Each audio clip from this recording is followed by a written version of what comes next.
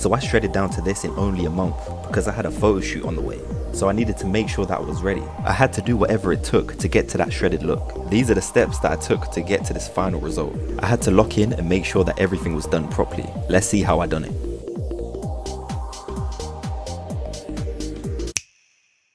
So I was starting to get a lot of stubborn body fat, especially around my belly button area, and it was starting to creep up in my face as well. We can't be having that now, can we? And I didn't have a long time, so whatever I done, I needed to do it quick. My training never stopped, so I kept that up. Matter of fact, I upped the cardio, so I was burning more calories. This made it easier for me to be in a calorie deficit. This is the split that I done to get the outcome that I got. So we have day 1 chest and buys, and yes, I know what you're thinking. Why chest and buys, Aaron 5? Because when I train my chest, I'm also engaging my triceps. I want my arms to be big, so I need to train them often. So as I do chest and biceps, my triceps are getting targeted also, and vice versa. When I'm doing back and triceps, doing movements like a pull-up is going to target my bicep also. So I'm training my arms multiple times per week. Okay, back to the split. I also had cardio in my routine as well. I was doing cardio regularly and I was skipping a lot, aka jump rope for you Americans. And because I was skipping and moving my body, this made it way easier to lose weight because I was burning more calories, making it easier to be in that calorie deficit. Okay, so next up, let's talk about my diet. I can't even lie to you, I didn't even have one. My maintenance calories is around 2,600. So I just kept that in mind and ate what I wanted to. But don't get it twisted though, I wasn't just eating mindlessly. I used the intermittent fasting method. So I would fast for a portion of the day and then I would eat for a shorter window of the day. Rate my drawing skills in the comments. So no matter what I ate, I made sure to not go over that 2,600 calorie mark. It was that simple. Feeling a bit mash up, you know, and I'm not too sure why. Kind of sore, my hips. It'll be down to diet, obviously. Well, that's not obvious, to be fair. Your body responds to what you're eating. Something that's in my diet that's causing me to feel this way. That's why it's important to track what you eat. I don't necessarily mean calories. It could be you just literally log what you eat. Not even from a trying to gain weight or trying to maintain weight or trying to lose body fat standpoint. More from the point of health-wise, if you're trying to be optimal and feel good, then track your food, people. Even though I was eating a lot of junk food, it's still important to keep the health aspect involved. It was more of a convenience thing for me. Don't get me wrong, and the taste though. But this just goes to show that you can eat unhealthy and still hit the goals that you want to achieve. Okay, let me just put emphasis on the tracking of your calories for a second. The reason this is so important is because you can literally eat what you want as long as you're eating the right amounts. So like I said earlier in the video, my maintenance is 2,600.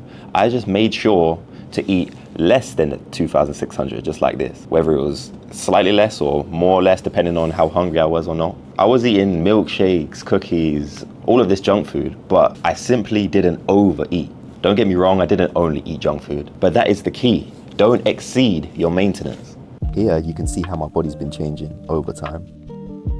Because my body fat was high, it was just getting in the way of all of the muscle. Look at that. I had muscle here, but I still had that body fat. So I lacked definition. You can see the lack of definition in my triceps here. But the more consistent that I was with my training and staying in a calorie deficit, my muscles started to poke through more and you can see a lot more definition here now. You can see that I'm quite vascular and that the cuts are coming through nicely, the biceps, even the forearms to be fair. And overall, I have a lot more definition. A big thing for me is my abs because that's my weak point, but you can see now that they're poking through quite dramatically now. This is me at the shoot. Look at the slimness of my face. Come on, man. Yeah. You. Yeah. That's still you. Let's do one where he's out of the way. Yeah. Alright, okay. I think it's good. Alright. I can step over that way. He's living every kid's dream. Like, step Okay, up. you ready? Doing it.